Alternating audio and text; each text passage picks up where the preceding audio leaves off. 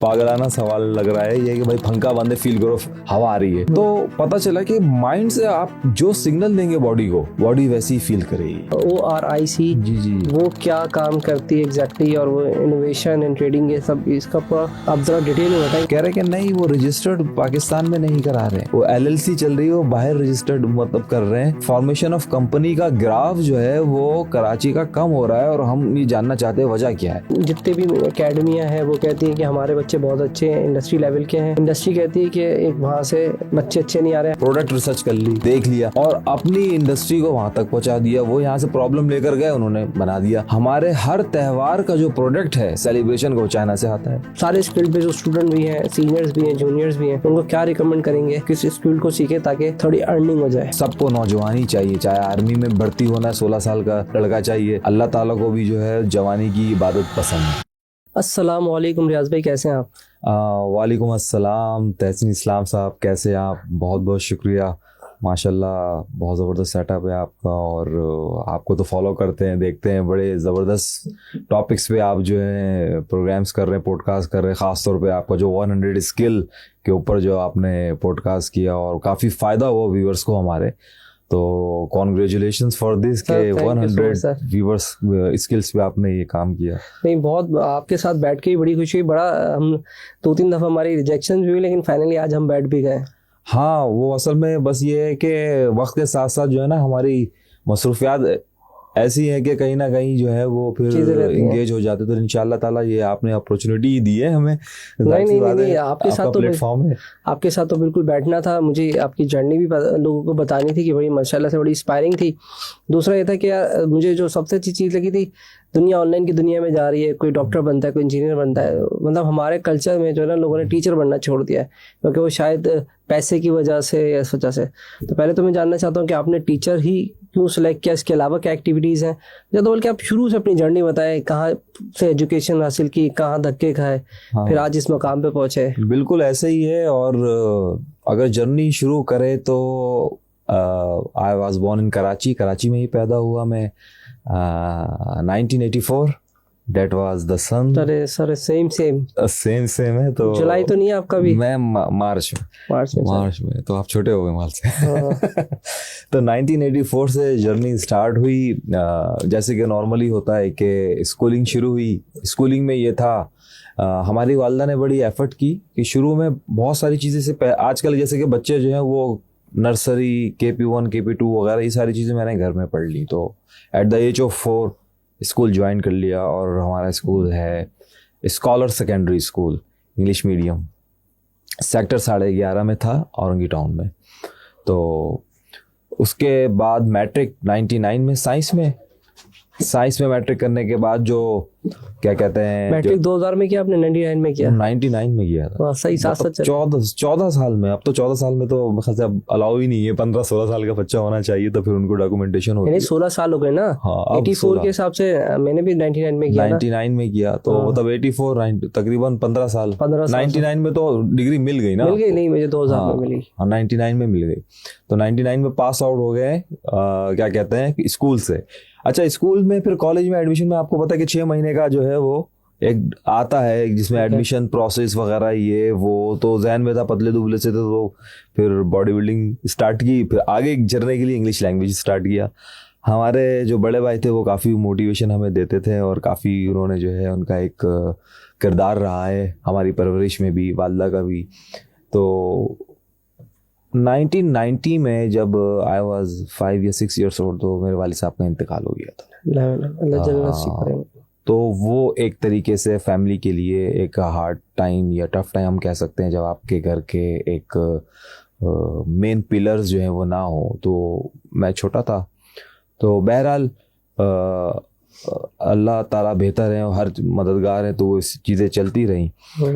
तो उसमें ये रहा कि ये जो गैप होता है, अक्सर जो बच्चे जो हैं वो मैट्रिक से इंटर की तरफ आते हैं, तो एक मोटिवेशन ये थी भाई की तरफ से कि भाई पर टाइम वेस्ट नहीं करना है, किसी ना किसी चीज़ में एंगेज कर दो इसको। तो बॉडी बिल्डिंग और इंग्लिश लैंग्वेज। फिर साथ में नया कंप्यूटर आया था, तो विंडोज़ डॉस वगैरह सीखना होता था, उसके लिए भी लग गए भाई ये भी कुछ करना है। तो फिर इंटरमीडिएट फेडरल उर्दू यूनिवर्सिटी में एडमिशन हुआ. इतनी ज़्यादा नॉलेज नहीं थी हमें, जिसने जो कहा हम ठीक है ओके करवा के यहाँ पे फेडरल उर्दू यूनिवर्सिटी से इंटरमीडिएट किया. फिर हमने कहा कि यार अब इंटरमीडिएट करने के बाद NID वगैरह में जो है वो टेस्ट वगैरह दिए इंजीनियरिंग के लिए, तो उसमें सिविल में था तो हमने लिया नहीं, हमें आइडिया नहीं था कि ये ज़माना अब सिविल का चल रहा है. तो फिर हमने BSc DJ कॉलेज से किया.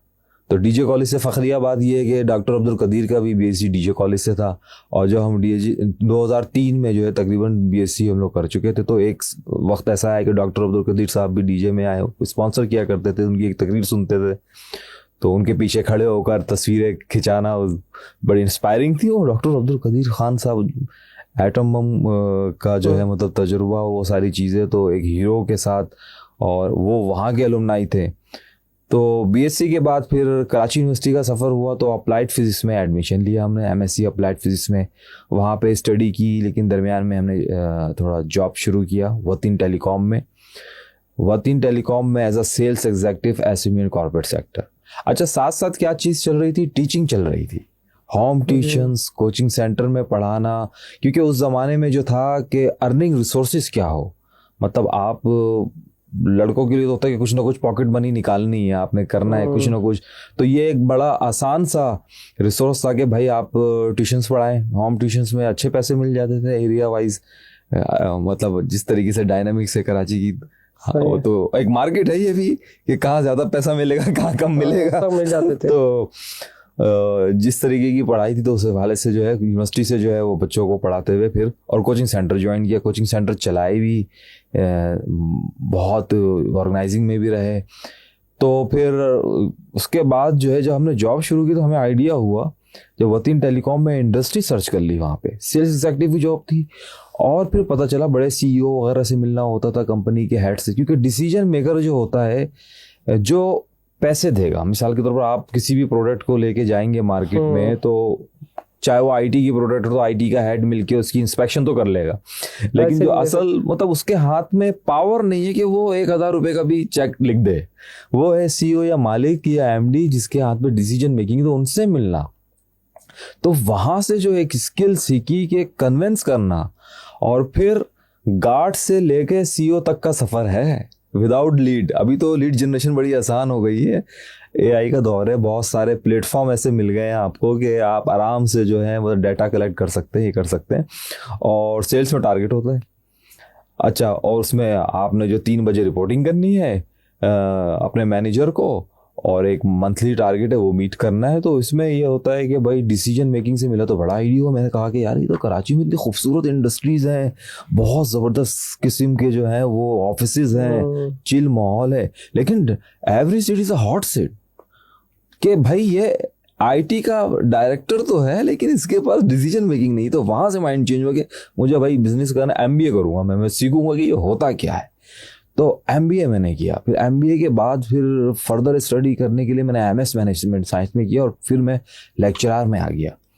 अच्छा, साथ साथ पढ़ाना तो चल रहा था. ये 20 साल का था कि एक मैट्रिक से ही कुछ ना कुछ करने के लिए वो चीज़ें चल रही थी, लेकिन हर्डल्स ये आ रही थी कि भाई सिर्फ पढ़ाने से तो काम चल रहा नहीं है. यानी कि आपके अंदर एक माशरे में सर्वाइव करने के लिए जो है जो चीज़ें चाहिए, लोगों से मुलाकातें करनी है, सोशलाइजेशन करना है, अपने आप को अपडेट रखना है, उस ज़माने से जैसे अपडेट रखा. तो दरमियान में ये जो टाइम पीरियड था इंटरमीडिएट वाला, तो वहाँ पे हमने एक बहुत ज़बरदस्त इंग्लिश लैंग्वेज सेंटर था, द लिंग्विस्टिक सेंटर. उसका बड़ा अहम किरदार रहा है. सैयद सर अफजाल हुसैन उसके आज भी है शायद, आज भी है. स्पोर्ट कॉम्प्लेक्स नाज़ाबाद में आगे शुरू हुआ था, पाक कॉलोनी में भी है. तो वो 2.5 साल की जो ब्रिटिश लैंग्वेज वहाँ पे सीखी, बाकायदा टीचिंग किस तरह करते हो वो सीखा, मोटिवेशनल चीज़ें क्या होती हैं, पब्लिक स्पीकिंग क्या होती है, स्पीचेस क्या होती हैं. फिर NLP सीखा, न्यूरो लिंग्विस्टिक प्रोग्रामिंग, जो आज जिसका जो है दौर है. यानी कि आपने कैसे माइंड साइंस, सब कॉन्शियस, सुपर कॉन्शियस, ये तो हमें बाकायदा. और वो एज चल रही थी मेरी 16-17 साल. उस वक्त ये काम हो रहे थे, 2001 की बात है ये, कि हम जो है मुख्तलिफ सेशंस कर रहे थे कि आप आंखें बंद करें, रेड करना है, ब्लू करना है, ग्रीन करना है. इसी तरीके से आप खामोश बैठे हुए हैं, एक साहब वहाँ पे बैठे हुए हैं, उनको मेंटली मैसेज देना है, कैसे आपकी तरफ मुतवज्जा हो जाए, मुराकबा कैसे करें, मेडिटेशन कैसे करें. پھر بہت ہی ہاٹ ماحول ہے, آپ فیل کریں گے آپ کو کول لگ رہا ہے. مطلب گھر پہ جب میں آتا تو کہتے ہیں کیا ہو گیا, کہ پاگلانہ سوال لگ رہا ہے یہ کہ بھائی پنکھا بند ہے, فیل کرو ہوا آ رہی ہے. تو پتہ چلا کہ مائنڈ سے آپ جو سگنل دیں گے باڈی کو, باڈی ویسی ہی فیل کرے گی. تو پتہ چلا کہ اگر آپ نے اپنے مائنڈ پہ کنٹرول کر لیا نا, تو مائنڈ ایسی چیزیں آپ کو باڈی کی اس طرف لے کر آ جائے گی. تو یہ بڑا اچھا ہمیں ایک تربیت گاہ مل گئی لینگویج سینٹر سے, جہاں سے ہم نے یہ چیز سیکھا اور ہمارے اندر کانفیڈنس ہے, ہم کاؤنسلنگ میں چلے گئے. تو بہرحال یہ ساری اسٹرگل یہ سب کرنے کے بعد جو ہے وہ باقاعدہ جو ہے یونیورسٹی میں جو ہے وہ ایز اے لیکچرار, پھر تھیسس سپروائزر, پھر مختلف ایڈمنس کے ورک, مختلف ڈپارٹمنٹ میں کام کر کے اسٹوڈنٹ سے ملنا. پھر یونیورسٹی میں ایسا ہوتا ہے کہ 4 جنریشن آپ کے سامنے ہوتی ہیں. تو ایک موسٹ جونیئر کلاس, جیسے کہ انٹرمیڈیٹ کے بعد یونیورسٹی, وہ اسٹوڈنٹ الگ ہے 18 سال کے. پھر جو پاس آؤٹ ہونے والے ہیں وہ 24 کے ہو گئے. اچھا MBA والی جو کلاس ہوتی تھی جس کو میں پڑھا رہا تھا, تو اس میں کچھ اسٹوڈنٹ ایسے ہوتے تھے کہ جو مارکیٹ سے ہوتے تھے, جن کو ڈگری چاہیے ہوتی تھی, GMA مینیجر ہے, وہ 40 کے یا 35 کے اوپر ہے, ان کا مائنڈ سیٹ کچھ اور ہے. ایک ہے جو کریئر بنا رہے ہیں, دوسرے اپنے کریئر میں پہنچے ہوئے, تیسرے وہ جو ہے وہ آگے کا سوچ رہے ہیں, وہ سوئچنگ کا سوچ رہے ہیں. تو ایک ڈفرینٹ کمبینیشن اس طریقے سے ماشاءاللہ. اب جو ہے میں سر سید یونیورسٹی آف انجینئرنگ ٹیکنالوجی میں ہوں, وہاں کے ایک ڈپارٹمنٹ اورک میں, office of research innovation commercialisation میں as a manager, اورک manager innovation commercialisation کی وہاں پہ ذمہ داری ہے, جس میں جو موسٹ امپورٹنٹ چیز ہے وہ انڈسٹری لائسنس ہے, اور ریسرچ کے حوالے سے, پروڈکٹ ڈیولپمنٹ کے حوالے سے یونیورسٹیز کا ایک ہب ہے کراچی میں. اور پورے پاکستان میں 256 کے قریب رجسٹرڈ یونیورسٹیز ہیں, ان کو انگیج کرنا, ان کی پرفارمنس میں جو ہے وہ یہ ساری چیزیں جو ہے وہ چل رہی ہیں. تو الحمدللہ جہاں ٹف ٹائم ملا, بے روزگاری بھی رہی, لیکن ہر چیز سیکھنے کو ملتی ہے. اگر آپ بے روزگار نہیں ہوں گے تو آپ کو جاب کی اہمیت نہیں سمجھ میں آتی. تو اور پھر اپنا کام بھی شروع کیا تھا. مجھے یاد ہے کہ اسکول کے زمانے میں جو ہے وہ ہم نے ایک دن جو ہے وہ کارٹ سیلنگ بھی اسٹارٹ کی تھی. مطلب پہلا انٹرپرینور ہو گیا تھا میں تو 8 کلاس میں. تو وہ جو گیت کارڈس ملتے تھے تو اس میں بھی انوینشن کر دی تھی ہم نے. آپ کو یاد ہوگا اس زمانے میں بڑے خوبصورت کارڈس آتے تھے جس کے اندر کچھ کھولتے تھے تو کچھ بنا ہوا ہوتا تھا, مچھلی ساؤنڈس والے, یہ والے وہ والے. تو وہ مہنگے 50-60 کے آتے تھے.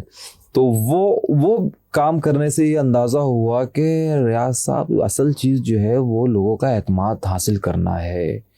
لوگ آپ پہ اعتماد کر رہے ہیں, آپ سے پروڈکٹ لے رہے ہیں, تو اس کا مطلب ہے کہ آپ کو اپنے اندر کوالٹی کریکٹر رکھنا ہے تو لوگ اعتماد حاصل کریں. اور یہ کامیابی ہے, کیونکہ وہ بچپنا تھا, لیکن وہ چیز آگے چلتی رہی تو پھر انسان کی شخصیت میں جو ہے وہ آتا رہا. ساتھ ساتھ بہت اچھے اساتذہ گزرے جن سے مستفید ہوئے. گھر کی میں بھی ماحول پڑھائی کا تھا, اس کا تھا. تو 7 سال کی عمر میں جو ہمارے یہاں جو عموماً ہم لوگ مسلم فیملیز کیا جو ہوتا ہے کہ بھائی قرآن شریف کی تعلیم جو ہے وہ 7 ایئرس میں ماشاءاللہ وہ ہو گئی تھی. تو دونوں طرف سے جو ہے معاملات چل رہے تھے. تو آگے زندگی جو ہے وہ گزرتی گئی. اب یہ ہے کہ ماشاءاللہ اس پوزیشنس میں آ گئے ہیں کہ اب نوجوانوں کو موٹیویٹ کرنا اور ان کو بتانا ان کی کریئر کاؤنسلنگ میں, ان کو آگے بڑھانے میں. اور پھر جو ہمارے جو چیلنجز آ گئے ہیں خاص طور پہ ایجوکیشن سینٹر میں یا یونیورسٹی میں, اور اس طریقے سے جو اب ہم آگے کی بات کر رہے ہیں کہ انوویشنس کی بات کر رہے ہیں, کہ مثال کے طور پر ہو رہا کیا ہے کہ انڈسٹری جو ہے وہ سارے پروڈکٹس یا مشینری باہر سے لے کے آ رہی ہے. یہ میرا سوال بھی تھا آپ سے. ہاں, یہ میرا یہ سوال تھا کہ اکثر ہم نے دیکھا ہے کہ جتنے بھی اکیڈمیاں ہیں وہ کہتی ہیں کہ ہمارے بچے بہت اچھے ہیں, انڈسٹری لیول کے ہیں. انڈسٹری کہتی ہے کہ ایک وہاں سے بچے اچھے نہیں آ رہے, ہمیں ٹرین کر کے جائے گا نا.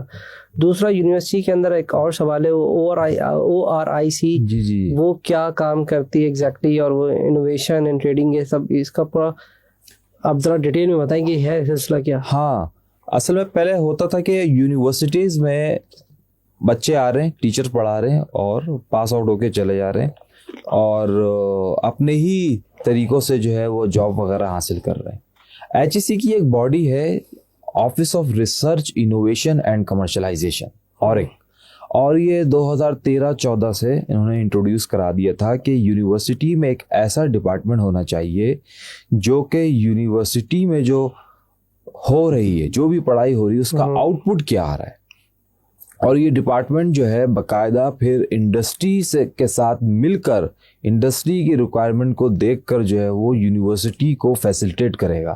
اب یونیورسٹی کو فیسیلیٹیٹ مطلب کیا؟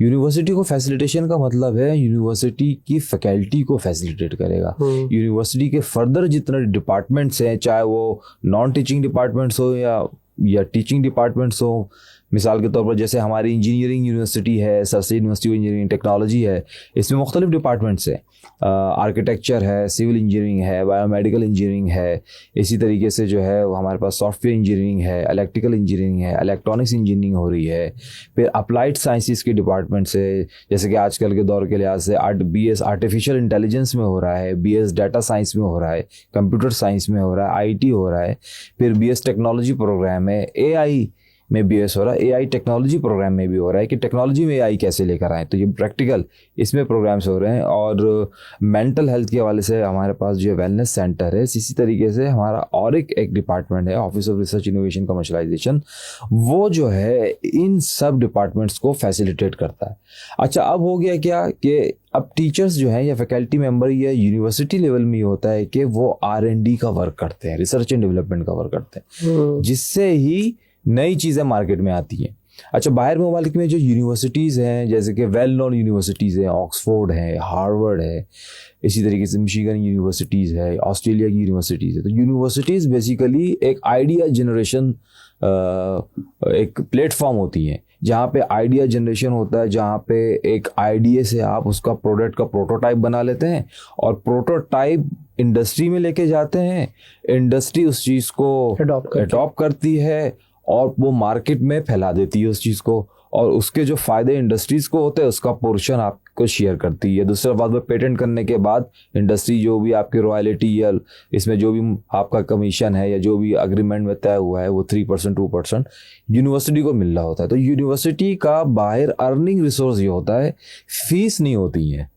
تو یونیورسٹی باہر کی اس وجہ سے بہت ریچ ہے, بہت امیر ہیں, وہ انٹرنیشنل اسٹوڈنٹس کو بلا کے ان کا خرچہ بھی دے رہی ہیں, ہاسٹل کا خرچہ, اکوموڈیشن وغیرہ یہ کر رہی ہیں. بڑے بڑے ریسرچ سینٹر سے اس کے اکوپمنٹس اتنے مہنگے مہنگے ہوتے ہیں, کروڑوں روپیز کے اکوپمنٹس ہوتے ہیں, ٹیسٹنگ ہوتی ہے. تو انوینشن یونیورسٹی سے نکل کے مارکیٹ میں آتی ہے اور مارکیٹ کیپچر کر لیتی ہے. جیسے کہ ہم نے سافٹ ویئر میں دیکھا, ہم لوگ جو مائکروسافٹ استعمال کر رہے ہیں یا ونڈوز وغیرہ کے سافٹ ویئر استعمال کر رہے ہیں یا گرافک ڈیزائننگ کے استعمال کر رہے ہیں, they are the products of universities students. وہ مارکیٹ میں کمرشلائز ہو گئی اور بڑا فائدہ ہوا. تو ہم یہ کلچر جو ہے وہ پاکستان کی گورنمنٹ سوچ رہی ہے, جس طرح ہماری جو ہائر ایجوکیشن کمیشن ہے فیڈرل, اور خاص طور پہ ہماری جو سندھ کی جو ہائر ایجوکیشن کمیشن ہے, یہ فیسیلیٹیٹ کر رہی ہے کہ بھائی اب یونیورسٹی اپنی پروڈکٹس کو مارکیٹ میں لائے. اب یونیورسٹی کیا کرے, مطلب R&D کرنا ہے, کام وہ کرنا ہے جس میں مارکیٹ کی ڈیمانڈ ہو. تو ہم لوگ مارکیٹ سے پوچھتے ہیں, انڈسٹری میں جاتے ہیں کہ آپ ہمیں پرابلم دیجئے بھائی. جیسے آپ کی انڈسٹری ہے ٹیکسٹائل یا ایمبرائڈری, جو آپ جو کام کر رہے ہیں, آپ کہہ رہے ہیں کہ یار یہ میرا کام تو چل رہا ہے لیکن میں اس میں فردر ایفیشنسی چاہتا ہوں, فردر اسپیڈ چاہتا ہوں, کوالٹی چاہتا ہوں, مجھے ایسا سولوشن دو کہ میری ایفیشنسی بھی بڑھ جائے اور میری کاسٹ بھی کم ہو جائے. تو یہ آپ ہمیں پرابلم دیتے تو ہم فیکلٹی کو دیتے کہ بھائی سوچو, اس میں رزلٹ نکالو, آپ نے جو اتنی اسٹڈی کی ہے اس کے مطابق آپ کوئی حل نکالے. وہ حل پروپوز کرتے ہیں ہم انڈسٹری کو, کیونکہ یہ ایک ریسرچ کا کام ہے. انڈسٹری کو پتہ ہے کہ اس آئیڈیا کو میں بزنس میں کیسے جنریٹ کر سکتا ہوں. یہ یونیورسٹی اس میں پیچھے ہے کیونکہ وہ ابھی فیکلٹی وہ بزنس مائنڈ نہیں لے کر آئیں گے. تو ابھی کچھ فیکلٹیز ماشاءاللہ سے اب تو ہم نے بھی یہ کر دیا ہے کہ بھائی فیکلٹی بھی پہلے انڈسٹری میں کچھ سال گزارے تاکہ وہ جو گیپ ہے بٹوین انڈسٹری اکیڈمیا وہ بھی پتہ چلے, اور جو انڈسٹریل پرابلم ہے وہ لے کر آئے. تو ریسرچ اینڈ ڈیولپمنٹ پہلے ایسے ہوتی تھی, پہلے HEC نے کہا کہ بھائی آپ جو ہیں وہ ریسرچ کریں, تو ریسرچ پیپر پبلش ہوتے ہیں باقاعدہ جرنلس میں, مختلف جرنلس ہے, ٹیکسٹائل کی بھی جرنلس ہے, آرٹیفیشیل کے جرنلس ہے, انجینئرنگ کے مختلف شعبوں کے جرنلس میں آپ اپنا مکالمہ, اپنی تھاٹس کو وہ کرتے ہیں, پبلش کرتے ہیں. اسی جرنلس کو پڑھ کر انڈسٹری والے جو ہے دیکھتے ہیں کہ کون سی پروڈکٹ بن سکتی ہے, وہ پروڈکٹ بناتے ہیں. اور خاص طور پہ جو ہماری تھرڈ ورلڈ کنٹریز ہیں, ہم لوگ تو ایسا کنزیومر بن گئے ہیں, ہمارے پاس تو پروڈکٹ تھوپ دی جاتی ہے, ہم لوگ بیچتے استعمال کرتے ہیں, بنا رہے نہیں ہیں. یعنی کہ ہمارے یہاں مینوفیکچرنگ نہیں ہے. اگر مینوفیکچرنگ ہے, جیسے کہ اگر ہم پاکستان کی بات کر لیں, جو ہماری جو بڑی فیلڈ ہے ٹیکسٹائل انڈسٹریز ہے, فارماسیوٹیکل انڈسٹریز کراچی میں بہت زیادہ ہیں, یا فوڈ اینڈ سائنس کی انڈسٹریز ہے. تو ہم لوگ بھی تو مینوفیکچر ہو گئے نا ایک طریقے سے, بائرس آتے ہیں, ڈیمانڈ لیتے ہیں, ان کی ڈیمانڈ پورے کرتے ہیں اور اسی میں ہی خوش ہیں. R&D نہیں ہے. اچھا اگر ہم دنیا کی بات کریں انوویشن کی, تو یہ 4 ڈومینس ہیں ورلڈ کے. اگر ہم دیکھیں تو 4 مائنڈ سیٹ ہیں دنیا میں. ایک مائنڈ سیٹ ہے انوویشن کا, جو انوویشن کرتی ہے, جدت لاتی ہے. ایک مائنڈ سیٹ ہے جو انوویشن خریدتی ہے. ایک مائنڈ سیٹ ہے وہ دونوں ہیں, وہ انوویشنس کو کاپی کرتی ہے, مطلب انوویشن ہو گئی کاپی کر لیں. ایک مائنڈ سیٹ ہے جو مینوفیکچرنگ کی طرف ہے, یعنی کہ اگر ہم مثال لے لیں, فن لینڈ ہے, امریکہ ہے, یورپ کے کچھ کنٹریز ہیں, ناروے ہے, ڈینمارک ہے, وہاں پہ انوویشنس ہوتی ہے. آپ دیکھیں گے سیل فون میڈ ان فلاں فلاں کمپنی, کنگسٹن کی ہم جو ہے وہ USB استعمال کرتے ہیں, تو وہ اس میں ماہر ہیں. اسی طریقے سے کچھ لیتھیم بیٹری میں تائیوان, جاپان کی لیتھیم بیٹری زبردست ماہر ہیں. اگر ہم اسپیئر پارٹس کی بات کریں مثال کے طور پہ, جیسے کہ جرمنی خاص طور پہ الیکٹرانکس میں, اس میں یا ہیوی ڈیوٹی مشینری میں جرمنی ماہر ہے. چائنا جو ہے وہ انوویشن بھی کر رہی, کاپی بھی کرتی ہے. یہ کاپی بنا دیتی ہے فوراً, یعنی کہ ہمیں آئیڈیا ہم لے کے, اگر کاپی رائٹ لے کے لے لیا, ہم نے کاپی رائٹ لے لی اس سے, یا پیٹنٹ ان کا حاصل کر کے ان کو فیس دے دی, اب ہم اس کو کاپی پیسٹ کر دیں گے. تو وہ ایک یہ والی سوچ ہے جو کاپی کر دیتی ہے. تو ہمارے پاس جس طرح ہمارے پاس پاکستان میں بھی, کراچی میں بھی 3 قسم کے آ رہے ہیں, a quality, be quality, copy. کیوں؟ ہماری پرچیزنگ پاور ہی نہیں ہے وہ کہ ہم اے کوالٹی کو وہ کر سکیں. نارمل لوگوں کی جو 98% ہماری پاپولیشن کی جو ہے, وہ ظاہر سی بات ہے اتنی ریسورسز نہیں ان کے پاس, یا پرچیزنگ پاور اتنی کم ہے, مڈل کلاس لوگ زیادہ ہیں. تو یہ ہو رہا کیا ہے, مطلب جتنی بھی جو یونیورسٹی ایجوکیشن کا جو پرپز یا مقصد جو آ رہا ہے نا, وہ کوئی نہ کوئی پروڈکٹ کی صورت میں اس کا یوسیج سامنے آ رہا ہے. تو اسی طریقے سے جو ہماری جو کنٹری ہے, ہم ابھی انوویشنس کی طرف, کچھ ہمارے نوجوان, ہم جانتے ہیں کہ ان کے اندر بہت ٹیلنٹ ہے, لیکن گورنمنٹ کی ایسی پالیسیز ہی نہیں ہے کہ جو ہمارے انوویشن کی طرف ہم کام کر سکیں. مثال کے طور پر اگر آپ اپنا کام بھی کر رہے ہیں, تو آپ ریگولیٹریز میں جانتے ہیں کہ آپ کو کتنے ہرڈلس آ رہے ہیں, آپ کے ٹیکسز زیادہ ہیں, ڈیوٹیز زیادہ ہیں, یا فردر اتنے سارے ڈپارٹمنٹ آ جاتے ہیں کہ آپ چھپ کے اپنا اسٹارٹ اپ کرتے ہیں. 8-10 سال تک تو بتا ہی نہیں کہ میں کام کر رہا ہوں یا اپنا کام کر رہا ہوں. جیسے بتائیں گے تو 10 قسم کی آرگنائزیشن آ جاتی ہیں. تو سپورٹو نہیں ہے. ہمارے پاس گاڑیاں اتنی مہنگی مل رہی ہیں, لیکن کہیں ہے ڈیوٹی فری ہے. ٹیکسٹائل چلی گئی ہے ہماری, بنگلہ دیش میں چلی گئی ہے, وہاں پہ ان کو اچھی اپرچونیٹیز مل رہی ہیں, تو ٹیکس میں ان کو سوٹیبل ہے. جس طرح قطر ہے وہاں پہ وہ کر رہے ہیں. تو یہ ساری چیزیں, یہ جو اکنامیکل مسائل ہیں یا اس میں جو آئے گا, یہ سارا یونیورسٹیز کا کام ہے.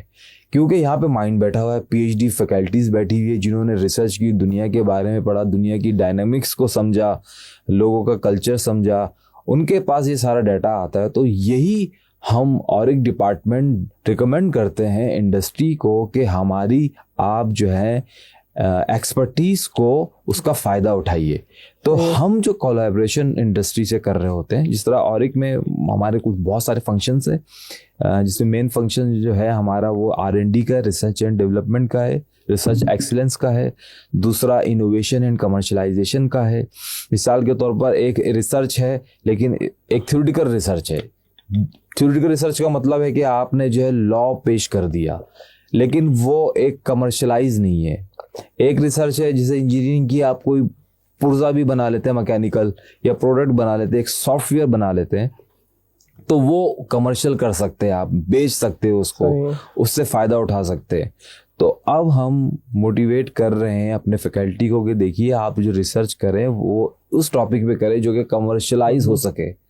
اچھا, کمرشلائزیشن کے لیے کیا ضروری ہے کہ اس کو ایک رجسٹرڈ کرنا ہوگا. اگر آپ کا سافٹ ویئر ہے تو وہ کاپی رائٹ اس کا حاصل کرنا ہوگا IPO سے, انٹلیکچوئل پراپرٹی آرگنائزیشن سے.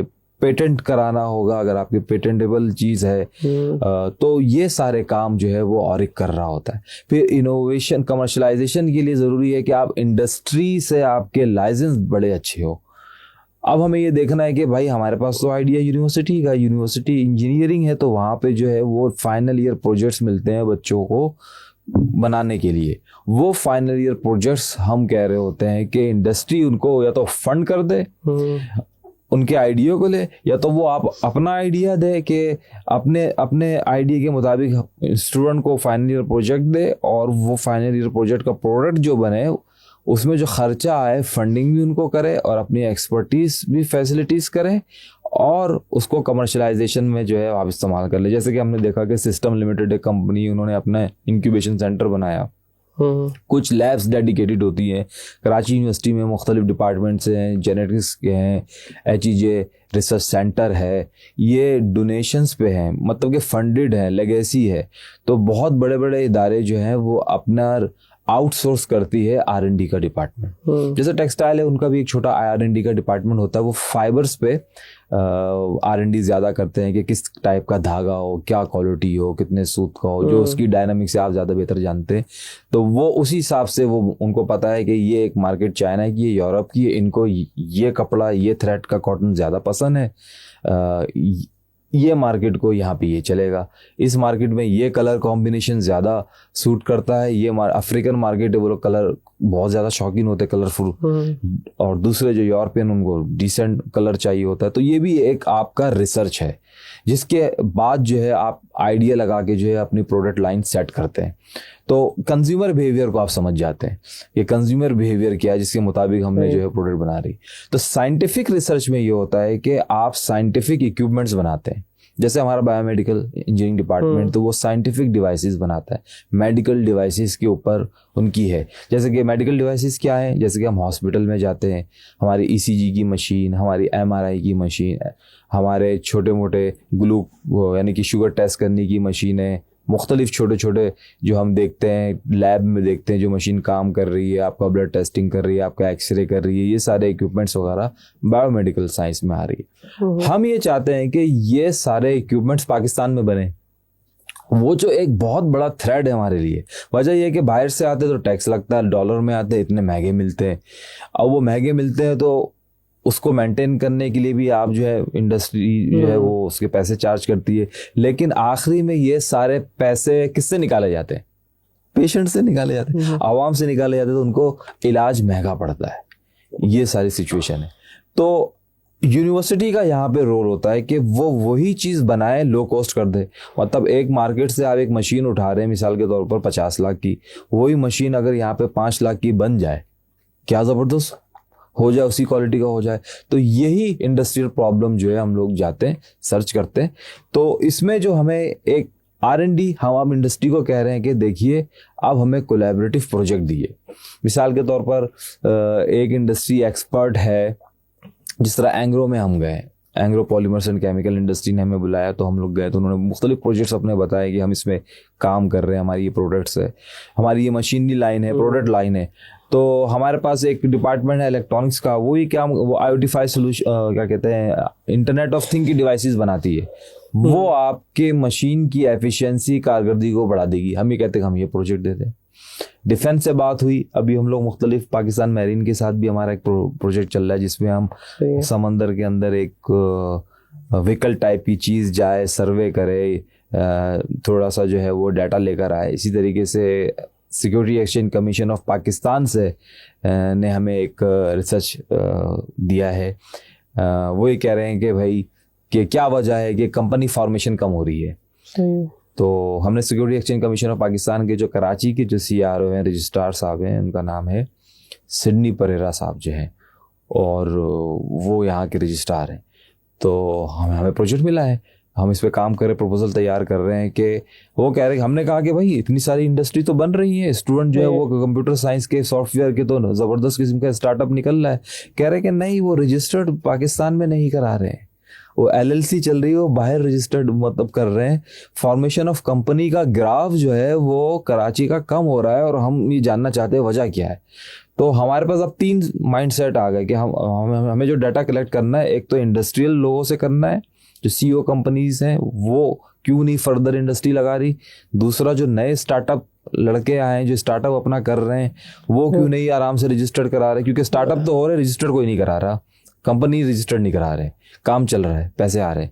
اور تیسرا, جو یوتھ ہے, جو 64% پاکستان کا یوتھ ہے, کراچی اتنی بڑی آبادی تقریباً 5 کروڑ سے اوپر ہوگی, بتا رہے نہیں ہیں ہم لوگ لیکن ہر جگہ ہے ماشاء اللہ جی, یوتھ ہے, ان کا مائنڈ سیٹ کیا ہے. اور इंडस्ट्री नहीं लगेगी तो जॉब क्रिएशन कैसे होगी, तो एंटरप्रेन्योरशिप के तरफ भी जो है वो लाना है। तो इनोवेशन का मतलब ही ये है कि हम अपनी जो है इनोवेशन करें, नए नए प्रोडक्ट खुद बनाएं, खुद बेचें। जैसे कि चाइना की डोमेस्टिक इंडस्ट्री है, हर घर अपना प्रोडक्ट बना रही है। और अभी आपने देखा कि एशिया का ITCN का एशिया का एग्जीबिशन लगा, तो बाकायदा वो अपनी प्रोडक्ट को एग्जीबिशन में लेकर आए, कराची खुद आए। वो हमारी भी बात हुई, हम लोग भी दोस्तों के साथ गए, तो हमने तो ऑफर किया कि भाई हम आपकी प्रोडक्ट कराची में बेचेंगे, कि ठीक है डन, कमीशन ओके, तो बिजनेस मार लिया हमने। लेकिन मसला सारा ये था कि उनका माल तो करोड़ों का कंटेनर भर के लेना है, तो उसके लिए हमें इन्वेस्टर चाहिए कि हमारे इन्वेस्टर मदद कर दे, पैसे से हम ये सेटिंग कर लें। लेकिन बेचेंगे किसको? बेचेंगे किसको? कस्टमर कौन है? पता चला कि नहीं भाई वो तो माल तो महंगा पड़ जाएगा यहाँ पे। और यहाँ जो पहले ही जेंट बेचे हुए एक कंपनी थी चाइनीज की, हमारे दोस्त भी साथ थे उसमें, तो वो क्या बेच रहे थे कि स्टील की पाइप्स और एल्बो वगैरह थे उनके, यानी कि जो प्लम्बर्स से रिलेटेड जो सैनिटरी के जो थे, वो उनसे बड़ी अच्छी खातून से बात हो गई, वो अग्री थी। लेकिन जब हमने रेट का पता किया यहाँ के उसको, तो मैंने बोला यार ये तो यहाँ पे तो मसला हो जाएगा, इस रेट का बिकेगा नहीं। तो दुनिया तो हमें एज अ मार्केट के लिहाज से देख रही है। यही बात हमारे बच्चों को, नौजवानों को समझ में नहीं आ रही कि आप इतने मार्केट में बैठे हुए हो, लेकिन आप चलें, सही है, अल्लाह पाक ने आपको ज़िंदगी दी है, आप पूरी दुनिया घूमें, एक ज़िंदगी है, हर कंट्री में जाएं, घूमें, सीखें, लर्निंग के लिए जाएं, पढ़ने के लिए जाएं, कारोबार के लिए जाएं। लेकिन जो आपकी जो पेरेंट कंट्री है, आपकी जो क्या कहते हैं पाकिस्तान, जो आपको जो मुल्क है, आपकी अपनी कंट्री है, तो उसमें जो अपॉर्चुनिटीज जो दुनिया देख रही है, हमारी आबादी को दुनिया देख रही है। इंडिया की मार्केट है 1.25 अरब की आबादी, वो तो मार्केट है ना, कि आप एक प्रोडक्ट भी बना लें। वो कौन सी प्रोडक्ट है जो 1.25 अरब इस्तेमाल करती है? वो खाने की प्रोडक्ट है। खाना सबको चाहिए, कपड़ा पहनना सबने है, नॉर्मल सा कपड़ा पहनना, खाना, मेडिकल की ज़रूरियात, ऐसी चीज़ें हैं जो सबको चाहिए। तो इस हवाले से आप देखें, इसी हवाले से आप ऐसी प्रोडक्ट बना लें, कम से कम अगर हम लोग कहें 26 करोड़ की आबादी पूरे पाकिस्तान की, चले कराची की मार्केट ले लेते 5 करोड़, चले गवर्नमेंट का सर्वे ले लेते हैं 2.5 करोड़ या 3 करोड़ का उनका कंसेंस किया हुआ उन्होंने, तो उसमें भी तकरीबन नौजवान तो होंगे ना 1 करोड़ जो नजर आ रहे हैं हमारे पास, 15 से 30 साल के अंदर अंदर तकरीबन 1 करोड़ तो होंगे। तो उनकी क्या जरूरियात है? वो जो मार्केट 1 करोड़ की है, 1 करोड़ बंदा अगर आपकी 1 रुपए भी प्रॉफिट दे रहा है, तो उसके लिए वो प्रोडक्ट तलाश करके वो बनाए। तो हमारे यहाँ हम फैकल्टी को कह रहे हैं कि आप रिसर्च जो है, आप थोड़ा सा वो बर्डन समझते हैं, लेकिन बर्डन नहीं है। बेसिकली हम ये देख रहे हैं कि आप खुद अर्निंग करें, आप खुद, आपकी अगर एक प्रोडक्ट भी दुनिया में वायरल हो गई, एक इन्वेंशन, एक आइडिया भी वायरल हो गया, तो आप तो समझ जाएं, आप तो अरबपति लखपति हो जाएंगे और कितने लोगों का फायदा हो जाएगा। अब आपने देखा होगा कि जैसे कि शुरू में एक ब्रांड आता था, कोल्ड ड्रिंक का ब्रांड था 7 अप, तो उसमें एक कार्टून बना होता था जिसके बड़े बड़े बाल होते थे। वो जो कार्टून का जो डिजाइन क्रिएटिव था, उसका पेटेंट करोड़ों में गया है। फिर बाद में जो पेप्सी का जो लोगो चेंज हुआ, बॉल की तरह हुआ, ये जो सिर्फ लोगो, आप कुछ नहीं करें, आप बड़ी ऑर्गेनाइजेशंस को आइडिया दें। मिसाल के तौर पर पाकिस्तानी शैम्पू कंपनी है, उनका आप प्रोडक्ट डिजाइन मांगते हैं, वो चेंज कर दें, उसको आपके पैसे मिलेंगे, वो पेटेंट हो जाएगा, उनको आपको पार्टनर बन जाएंगे आप। तो that is a creative idea. जो आर्किटेक्चर के लोग हैं, आप इसमें बिल्डिंग्स में जाएं, कुछ ऐसा डेवलप कर ले। अब आप देखें, पहले पुराने जमाने के घर बनते थे 120 गज में, कैसे थे? अब वही 120 गज की डिजाइनिंग, अंदर के स्पेस मैनेजमेंट, खूबसूरत लॉन वॉन सब कुछ करके फ्रंट कितना अच्छा बना लेते हैं। तकरीबन पैसा ज्यादा नहीं लगता है, लेकिन आइडिया के ऊपर इतनी खूबसूरत चीज कर देते हैं, जैसे कटिंग वटिंग कर लेते हैं, तो वो उस पे काम होता है। इसी तरीके से हमारे जो इंजीनियरिंग जो लोग हैं, उनका एक बहुत ज्यादा काम है, और एक उनको सपोर्ट करता है, और एक क्या करता है कि इंडस्ट्री से जाके प्रॉब्लम लेकर आता है, बता देता है। फिर दुनिया भर में रिसर्च सेंटर्स हैं, रिसर्च होती है, जैसे कि हमारे बड़े बड़े इदारे, स्पार्को एक कंपनी है, उस स्पेस में रिसर्च कर रहे हैं, वो चाइना के साथ मिलके हमने सैटेलाइट भेज चुके हैं, एक रिसर्च डेवलपमेंट है, एक फर्दर रिसर्च कर रहे होते, सोशल साइंस पे रिसर्च कर रहे होते। इसी तरह PSCISR है, PCSIR है, केमिकल रिसर्च में है, मुख्तलिफ रिसर्च के इदारे हैं।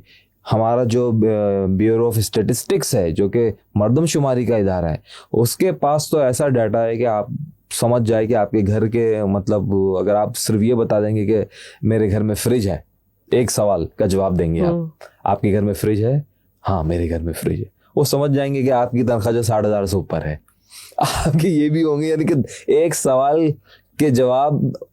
का जवाब देंगे और 20 सवाल के आपने जवाब दे दिए।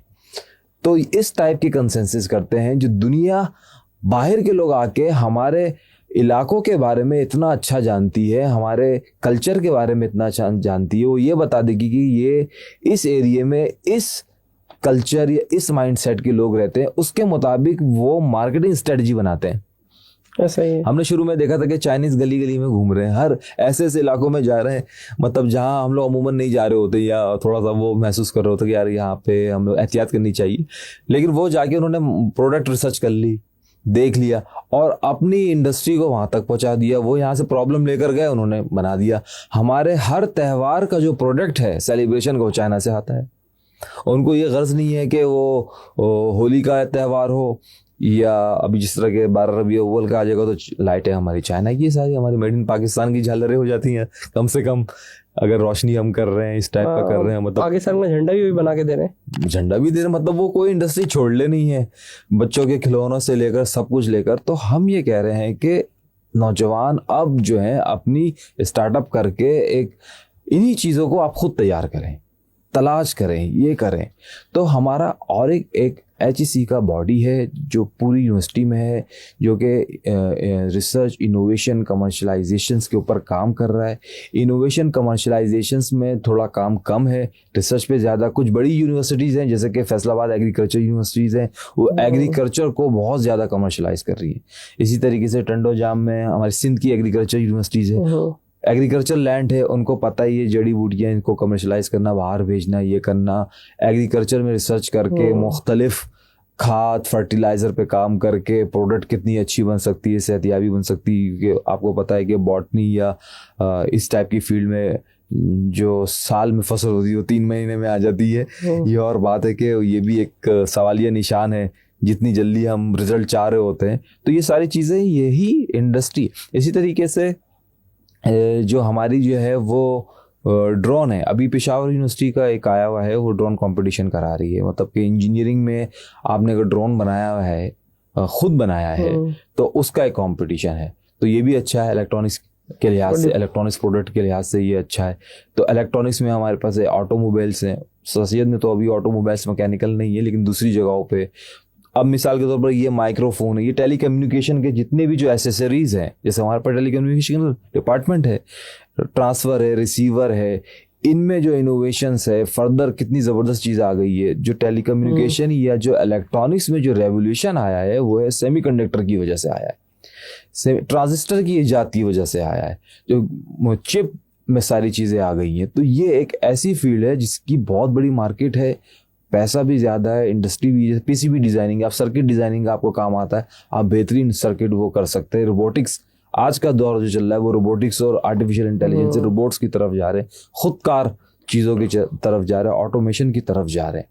तो ये जो दुनिया से जो हमारा कंपटीशन है, दुनिया तो बहुत आगे, वही हम चाह रहे हैं कि पाकिस्तान में भी ऐसा कल्चर हो जाए कि यूनिवर्सिटी एज अ इंडस्ट्री काम करे और प्रोडक्ट निकाले, पास आउट स्टूडेंट के साथ वो प्रोडक्ट निकाले जो उसकी यूनिवर्सिटी की पहचान होती है। इसी वजह से अब एग्जीबिशंस आपने देखा होगा बहुत ज़्यादा हो रहे हैं, प्रोजेक्ट एग्जीबिशंस हो रहे हैं, और हर यूनिवर्सिटी बता रही है कि हम ये कर रहे हैं, ये प्रोडक्ट हमारे, ये सारे हर डिपार्टमेंट आगे चल रहे हैं। सॉफ्टवेयर में हम लोग बहुत आगे हो गए, अल्लाह पाक ने भी अपने ख़जाने खोले हुए, तो सॉफ्टवेयर का दौर चल रहा है और हर चीज़ जो है वो सॉफ्ट पे आ गई है या IoT डिवाइसेस बन गई हैं जिस पे हम काम कर रहे हैं। ग्राफिक डिज़ाइनिंग आप देखें कितनी ज़बरदस्त हो गई है, ये मार्केट बहुत ज़्यादा वास्ट हो गई है। अब तो हर डिपार्टमेंट में हमें चाहिए होता है। तो ये एक स्किल बेस है।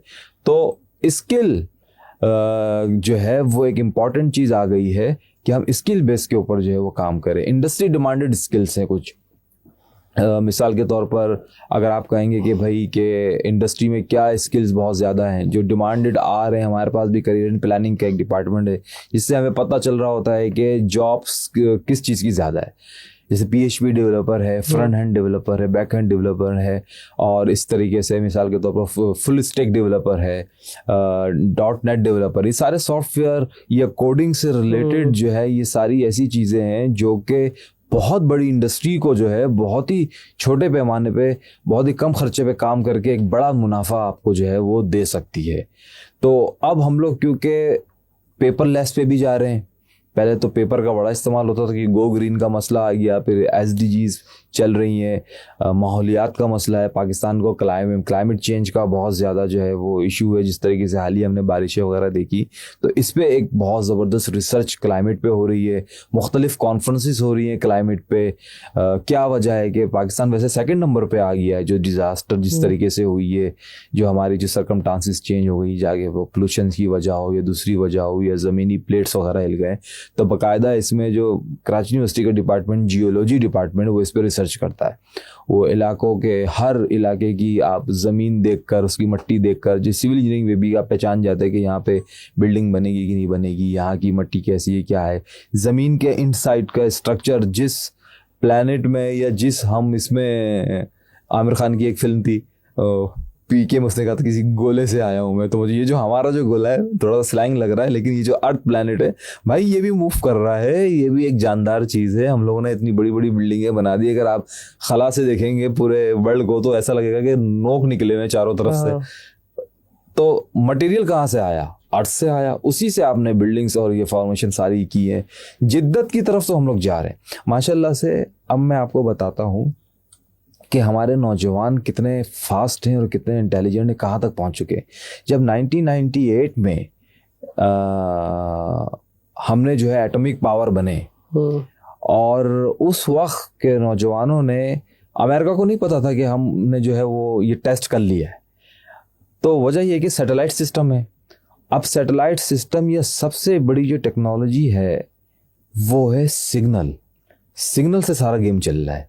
ये कहलाती है DSP, डिजिटल सिग्नल प्रोग्रामिंग है. ये मेरी बात आप तक पहुंच रही है, आपकी बात, चाहे वो फाइबर ऑप्टिक्स से हो, वायरलेसली हो. ये जो सिग्नल एक जादू की तरह है, जो नज़र भी नहीं आता है, मैसेज भी पहुंचा रहा है, चाहे वो आपकी आवाज़ का मैसेज हो या वीडियो का मैसेज हो. बेहतरीन रिसीवर और ट्रांसमीटर हैं जो कि आपको कन्वर्ट कर रहे हैं. सिग्नल वो करते हैं इंटरसेप्ट. ये इंटरसेप्ट की टेक्नोलॉजी की एक सिग्नल है जो जाता है और मैसेज लेके आके बता देता है. यही काम होता है एरोप्लेन्स में. उनके पास ऐसे लगे रहते हैं, जैमर्स लगे रहते हैं कि नीचे वाले सिग्नल्स को इंटरसेप्ट पता ही नहीं चल रहा होता है, क्योंकि 10,000 की बुलंदी के बाद हमें वो चीज़ नेकेड आई से नज़र नहीं आती है. हम नंगी आँख से देख नहीं सकते. हमें जो है मुख्तलिफ फिर गैजेट्स इस्तेमाल करने पड़ेंगे बुलंदियों में देखने के लिए, या फिर उससे ऊपर बुलंदी होगी तो वो रात का है तो वैसी सिग्नल्स हमें जो है सारा वो फैसिलिटेट कर रहे होते हैं. तो ये टेली कम्युनिकेशन की बहुत बड़ी फील्ड. मुझे याद है कि 2008 में मैंने ये बताना भूल गया कि वतीन टेलीकॉम में जो है वो मैंने सर्व किया है as a sales executive SME and corporate sector.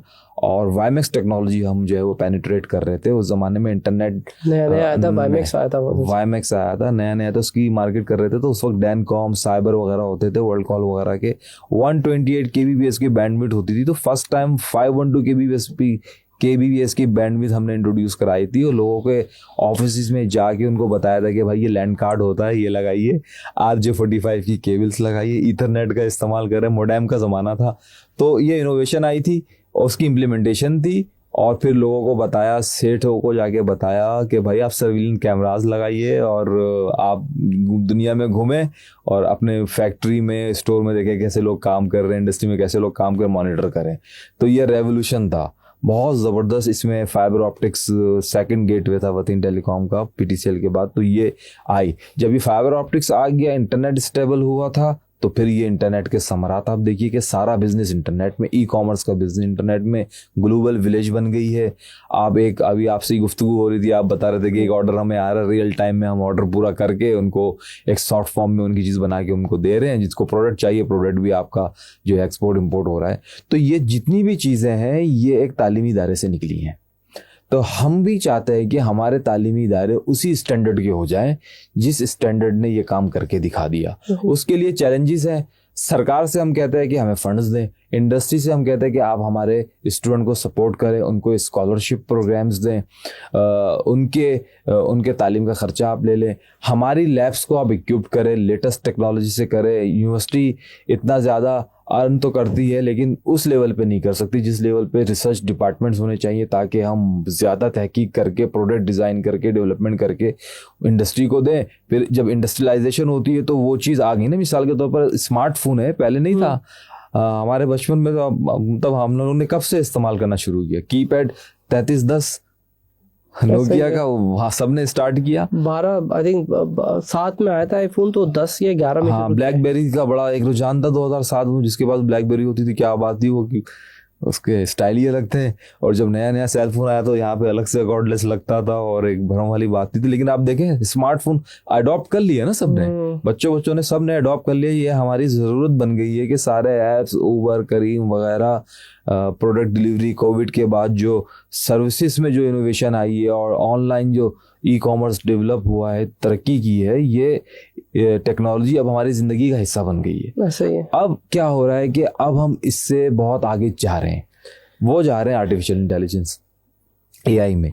AI है तो पुरानी चीज़, अब जो है आपको पता है कि अब जो सिचुएशन चल रही है, ख़ास तौर पे हमारा जो रीजन है एशिया का, पाकिस्तान की बात कर ले तो आर्टिफिशियल इंटेलिजेंस हर शख्स के ज़बान पे है कि एआई की इम्प्लीमेंटेशन, एआई का इस्तेमाल, आर्टिफिशियल इंटेलिजेंस। तो ये इसमें ये है कि हाँ, अब हमारी जो मशीनरी, एआई, आर्टिफिशियल इंटेलिजेंस क्या है, एक मसनूई ज़हानत, यानी कि एक ऐसी ज़हानत है जो कि हमारे इंस्ट्रक्शन पे काम करे और ख़ुद काम करे, खुद करे, खुद समझे, खुद डिसीजन बनाए। तो अमूमन जो एआई मशीन जो दुनिया में इस्तेमाल हो रही है, रोबोटिक्स में इस्तेमाल हो रही हैं, अगर आप इसको देखें, एक तो हम एआई मशीन्स पे ले आते हैं कि हमने इंस्ट्रक्शन दी और कुछ प्रोसेस बताएं, पीएलसी के ज़रिए से काम करा के उस पर जो है वो लोग काम करी। लेकिन जो दूसरी जो एआई आगे चल के जो जाएगी, वो लर्निंग कर रही है, दुनिया का डाटा है, इसके पीछे होता है डाटा। जैसे कि आपने चैट जीपीटी से, ओपन एआई से सवाल किया, उसने हर सर्वर से जाके वो डाटा कलेक्ट किया, समराइज किया, आपके मुताबिक जवाब बना के, नोट्स बना के दे दिया। तो इसी तरीके से यहाँ पे जो दूसरा चैलेंज आता है वो साइबर सिक्योरिटी का आता है कि वो जो डाटा जिसके हवाले से बात मैं पूछ रहा हूँ, जो इसने रिस्पांस दिया है, वो कितना वेरीफाइड, तस्दीक शुदा या प्योर या सच्ची बात कर रहा है। तो ये चैलेंजेस है कि जो सर्वर से या डिपॉजिटरी से वो जो डाटा उठा के समराइज कर रहा है, वो कितना प्योर है, साफ सुथरा है, या मिक्स है, या फेक है, या गलत बात है। जैसे सोशल मीडिया में हर किस्म की खबर आ जाती है, तो इसकी वेरिफिकेशन का एक चेक एंड बैलेंस है, वो भी इस पे भी काम हो रहा है। तो एआई दुनिया में तो बहुत पहले आ चुकी थी, क्योंकि आपने भी बचपन में एक कार्टून देखा होगा, जॉनी करके आता था, मैट्रिक्स फिल्म बाद में आई, वो कार्टून आता था जॉनी करके। तो इसमें वही के वीआर का कैमरा लगाते थे, और मिसाल के तौर पर एक आपने लगाया चश्मा टाइप की चीज़ जो होती है, और आप उस सिनेरियो में चले गए और उसमें वीआर में चले गए, और वो आपको सिचुएशन नजर, आप किसी और दुनिया में चले गए, आपका माइंडसेट ऐसा हो गया। आजकल ये नॉर्मल हो गया है। तो अब यहाँ पर 1967 में एआई का काम शुरू हो गया था। 2011 में मैंने खुद आर्टिफिशियल इंटेलिजेंस की बुक ली, पढ़ना शुरू किया, इसको सारा काम किया। इम्प्लीमेंटेशन यहाँ पे ज़्यादा आ गई है, क्योंकि अब इसमें जो है इंसानों के लिए एक चैलेंज आ गया है कि इंसान ये समझ रहे हैं कि हमारा रिप्लेसमेंट आने वाला है। तो अमूमन जो मसला उसके लिए होगा जो एआई को सीख नहीं पाएगा, या अपने आप को टेक्नोलॉजी के लिहाज से अपडेट नहीं कर पाएगा, इस चीज़ को समझ नहीं पाएगा। तो उसको चाहिए कि अपने आप को अपडेट करें, नो हाउ के एआई का इस्तेमाल कर रहे हैं हम, लेटर वगैरह, ड्राफ्टिंग वगैरह, सारी कुछ इन्फॉर्मेशन वगैरह, टीचिंग में हमें मदद मिल रही है। एआई से हमें जो है मुख्तलिफ मेडिकल रिपोर्ट्स पढ़ने में मदद मिल रही है, बारीकी से हम पढ़ लें। एआई के इस्तेमाल से जो है हम बैंकिंग सेक्टर में लेकर आ रहे हैं, ऑटोमेशन इंडस्ट्री में लेकर आ रहे हैं, पेंटिंग इंडस्ट्रीज में लेकर आ रहे हैं। तो हम ये देख सकते हैं कि हम एआई से क्या फ़ायदा उठा सकें, तो उस चीज़ में उसको इस्तेमाल करके हम जो है वो कर रहे हैं। और यही नौजवानों के लिए ये चैलेंज है कि डाटा साइंस और एआई के ऊपर आके अपनी फर्दर स्टेप को आगे लेकर जाएं, ताकि वो जो है इस पे एक कामयाबी के साथ, सक्सेसफुल के साथ ये करें। तो इसी तरीके से हम जो है ऑरिक में भी जो है इस चीज़ को आगे लेकर जा रहे हैं, रिसर्च, इनोवेशन, कमर्शलाइजेशन की चीज़ों को बढ़ा रहे हैं, कैपेसिटी बिल्डिंग्स पर काम कर रहे हैं। कैपेसिटी बिल्डिंग्स में मुख्तलिफ लर्निंग है, सेशंस हैं, स्किल्स लेकर आ रहे हैं, स्टूडेंट फैकल्टी को भी अपडेट कर रहे हैं कि जो मार्केट में दुनिया में चल रहा है उसको आप इम्प्लीमेंट भी करें, आगे लेकर आएँ। इंडस्ट्री से कोलैबोरेट करके इंडस्ट्री के प्रॉब्लम्स को हम बता के दे रहे हैं, इंडस्ट्री से प्रोजेक्ट्स ले रहे हैं कि आप हमें प्रोजेक्ट्स दें ताकि हमारी फैकल्टी मेंबर साथ मिलकर काम करें, वो भी अपडेट हो और आपको भी एक cheap resource cost effective solutions आपको मिले और हम अपने मेड इन पाकिस्तान प्रोडक्ट को ज़्यादा प्रमोट करें और अपने साइंटिस्ट, अपने इंजीनियर्स, अपने स्टूडेंट्स को ज़्यादा आगे लेकर जाएं. जो एलुमनाई है दुनिया भर में, उनसे कांटेक्ट में है कि वो भी अपना जो है वो एक जो है वो रोल अदा करें. मिसाल के तौर पर आप हैं, आप मंच गए, आपकी इंडस्ट्री ज़बरदस्त चल रही है, एक वक्त ऐसा आएगा आप कहेंगे कि नहीं आई वांट टू पे बैक, अब मुझे जो है अपने लोगों के लिए करना है, अब मेरे पास इतनी लर्निंग भी हो गई है, अब मैं चाहता हूँ कि सिखाऊं, अपना इल्म बांटूं. तो एक टाइम आता है जब आप ऐसा स्ट्रगलिंग दौर के बाद बन जाते हैं तो वो आप वापस जो है वो माशरे को वो देते हैं. तो यही चीज़ हम इंडस्ट्री को कहते हैं. उनका एक CSR डिपार्टमेंट होता है कि आप CSR एक्टिविटीज़ करें. जो रिसोर्सेज आप यूनिवर्सिटी में स्पेंड करेंगे, यूनिवर्सिटी में जो लोग तैयार होंगे वही आपके डिपार्टमेंट में जाके आपकी तरक्की का में वो शामिल हो जाएंगे, आपकी इंडस्ट्री का हिस्सा बनेंगे, एम्प्लॉय बनेंगे. तो उस एम्प्लॉय को क्यों ना यूनिवर्सिटी एज अ नर्सरी है, वहीं पे उनको अच्छी तालीम, अच्छी इक्विपमेंट्स, अच्छी रिसर्च, अच्छी फैसिलिटी से नवाज दे ताकि आपकी इंडस्ट्री में आए तो 1-2 साल का आपको ट्रेनिंग कराने की ज़रूरत ही ना हो. तो हम तो इस लेवल पे लेकर आ रहे हैं. तो स्किल बेस जो है वो नौजवानों को चाहिए कि स्किल को सीखें, जो मार्केट डिमांडेड स्किल है उस पर अर्निंग भी अच्छी है, उस पर आप दुनिया में जो है आपके रास्ते बड़े जो है वो ओपन हो जाते हैं. और हमारी पॉडकास्ट का भी मकसद यही है कि skill based podcast, 100 skill based podcast हम कर चुके हैं अल्हम्दुलिल्लाह. उसमें आज अल्हम्दुलिल्लाह आपने एक और स्किल ऐड कर दिया है, एजुकेशन और मीडिया इंडस्ट्री के साथ. तो मेरे व्यूवर्स को मैं जो आखिरी मैसेज आपसे लेना चाहता हूँ कि ऐसा क्या करें, क्योंकि आपकी माशाल्लाह से इंडस्ट्री के साथ भी कड़ा कोलैबोरेशन है. भी आप बता रहे थे किसी मदरसे में भी कहते वहाँ कोलैबोरेशन आपकी सब जगह चल रही है. तो हमारे पास सारे स्किल्ड पे जो स्टूडेंट भी हैं, सीनियर्स भी हैं, जूनियर्स भी हैं, तो उनको क्या रिकमेंड करेंगे और लास्ट क्या मैसेज देंगे कि वो किस स्किल को सीखे ताकि थोड़ी अर्निंग हो जाए जल्दी. हाँ, ये तो मुल्क भी तरक्की करे. देखिए हमारे मुल्क में 2 कैटेगरीज हो गए, होना नहीं चाहिए. एक है असली तलबा, एक है दीनी तलबा. अच्छा, दीनी तलबा बहुत फास्ट हो गए हैं, वो दीन में भी आगे निकल गए, टेक्नोलॉजी भी अडॉप्ट कर रहे हैं. तो मेरा इसी हवाले से आज विजिट भी हुआ बिनोरिया अल्लामिया, यानी कि इंटरनेशनल डिपार्टमेंट में माशाल्लाह वो 14 मंजिला बिल्डिंग बना रहे हैं, अपनी एक यूनिवर्सिटी बना रहे हैं. Adam institute of management science का उन्होंने बना लिया है अपना. उन्होंने विजिट कराया international office, studio, podcast, graphic, media उनका बड़ा ज़बरदस्त है. मतलब एक छुपे रुस्तम निकल गए. हम समझ रहे थे कि ऐसा नहीं है. तो वो लोग इस चीज़ में आ रहे हैं और आगे भी बढ़ रहे हैं. नौजवानों को देखिए कि भाई आप जो है अपनी डायरेक्शन को करेक्ट करें, अपना फोकस करें, एक चीज़ को अडॉप्ट करें. जो ऐसी चीज़ अडॉप्ट करें आप दुनिया में कहीं भी चले जाए वो स्किल आपकी काम आएगी. उस स्किल पे काम करके उसके एक्सपर्ट बन जाए, फिर उसको जो है वो आप किसी भी तरीके से हासिल करके उसको जो है फिर आगे लेके जाएंगे तो वो आपको फाइनेंशियली भी स्ट्रॉन्ग करेगी और आगे भी लेके जाएगी, और साथ साथ बहुत सारे लोगों को जो है आप आगे लेके जा सकते हैं. तो स्किल ऐसी चीज़ है, अगर आप सॉफ्टवेयर में, कंप्यूटर साइंस में, फुल स्टैक डेवलपमेंट में फ्रीलांसर भी बनते तो दुनिया आपके लिए खुली हुई है. मुख्तलिफ वीज़ास वगैरह एक्सेस आपको मिल जाता है. यूनिवर्सिटी भी एक ऐसा इदारा होता है, वो पूरी दुनिया, हम लोग इंटरनेशनल लिंकेजेस भी कर रहे होते हैं. तो opportunities, faculty exchange program, student exchange program, research program, conferences से आप पूरी दुनिया में एक्सेस कर सकते हैं. रोज़गार के लिए तरीक़ेकार डिफरेंट है, लेकिन कुछ ऐसे स्किल्स हैं ख़ास तौर पर अगर आप फ्रीलांसर कहीं भी बैठ के काम कर सकते हैं. एक स्किल ऐसी है जिसको लोग मोटिवेट नहीं करते, लेकिन वो सबसे अहम स्किल वो है सेल्स की स्किल. आपके पास कुछ भी आ जाए, आपको बेचना आता है. अब बेचने के प्लेटफॉर्म्स हैं, ग्लोबल प्लेटफॉर्म्स है, एक मोहल्ले की मार्केट है. तो ग्लोबल प्लेटफॉर्म को सीखे वो किस तरीके से होती है. अगर आपको कुछ भी नहीं आता तो एटलीस्ट ये वाला करें, तो इंशाअल्लाह ताला आप देखेंगे जब आप फील्ड में चले जाएंगे तो मुख्तलिफ राहें आपके लिए खुलेंगी. और आप नौजवान हैं, अल्लाह ताला की बरकतें, रहमतें आपके साथ हैं. और इसके साथ साथ आप अपनी ज़िंदगी के आखिरत के बारे में भी ज़रूर सोचिए कि दुनिया तो आखिरत की खेती है.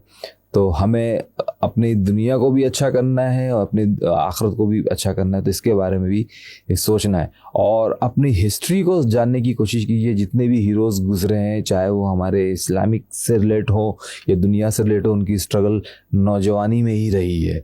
उन्होंने अपनी नौजवानी को ही, नौजवान वाली उम्र को ही कहीं खपाया है. और सबको नौजवानी चाहिए, चाहे आर्मी में भर्ती होना है, 16 साल का लड़का चाहिए. अल्लाह ताला को भी जो है जवानी की इबादत पसंद है. तो इस जवानी के ऊपर सवाल भी होगा आपसे, कब्र में भी, हश्र में भी सवाल होंगे कि भाई तुमने इल्म दिया था, उसका इस्तेमाल क्या किया, जवानी दी थी, ये उम्र का आपने कैसे गुजारी. तो और ये जवानी शैतान आपके पीछे भी लगेगा. तो टाइम मैनेजमेंट बहुत ज़रूरी है. अपना फोकस बनाइए, टाइम मैनेजमेंट के ऊपर काम कीजिए, अपना एक एम बना के चलें. जल्दबाजी कंपटीशन, कंस्ट्रक्टिव कंपटीशन में जल्दबाजी करें, सीखने में आप जल्दबाजी करें, हाँ मतलब कि कंस्ट्रक्टिव कंपटीशन में आगे बढ़ें. बाकी हर उम्र का ग्रेस है, ऐसा नहीं समझे कि मैं 20 साल में 50 साल वाला काम करूँगा, कर सकते हैं करें, नो प्रॉब्लम, दुनिया आपके लिए खुली हुई है. लेकिन 30 साल में आपके जहन में कुछ और आइडिया होगा, 40 साल में पूछेंगे तो आप यकीन माने ये 40 साल ऐसे ही नहीं है, ये 90 की भी एज है एक तरीके से. इसमें आपको ऐसा लगेगा कि मुझे प्राइम मिनिस्टर होना चाहिए, क्योंकि अल्लाह ताला ने ये खूबी रखी है. तो हर एज का ग्रेस है, मेहनत कीजिए, वालिदैन को अपने साथ लेके चलिए, बहुत ज़रूरी है वालिदैन की दुआ, उनका एहतराम, उनकी खिदमत. और इंशाअल्लाह ताला जिस तरह हमारे माशाल्लाह खिदमत कर रहे हैं तहसीन इस्लाम भाई, और 100 स्किल्स मुकम्मल किए, तो एक नई स्किल्स आते जाएंगी, हर दौर चलता है, एक नई स्किल आती है, कुछ अरसे के लिए रहती है मार्केट में, फिर दूसरी स्किल्स आ जाती है. तो अप टू डेट आपने करना है, लेकिन साथ साथ जो है वो दूसरों तक और दूसरों को, दोस्तों को साथ लेकर चलना है. तो यही मैसेज है कि खुश रहिए, खुश खुर्रम रहिए और आगे बढ़ते चले जाइए. और हमें क्या चाहिए, और पाकिस्तान को आगे लेके चाहिए. पाकिस्तान जिंदाबाद. बिल्कुल आपकी कोशिशें हैं, यूनिवर्सिटी भी कोशिश कर रहे हैं, स्टूडेंट भी कर रहे हैं, सब कर रहे हैं, तो इंशाल्लाह एक दिन पाकिस्तान आगे हो ही जाएगा. बिल्कुल ऐसे ही है. तो सर बहुत शुक्रिया आपका आने का, और बहुत मज़ा आया बात करके. अभी कमेंट्स आते हैं, लोग कमेंट करते हैं कि दोबारा बुलाएं, तो डेफिनेटली मेरे बहुत सारे सवाल हैं. एक तो पॉडकास्ट हम भी होती, लोग देख के भाग जाते हैं, तो मुझे यहाँ पे ख़त्म करना पड़ेगा. कमेंट आते हैं तो मैं डेफिनेटली आपको दोबारा बुलाता हूँ. फिलहाल अभी तक के लिए अल्लाह हाफिज़. अल्लाह हाफिज़.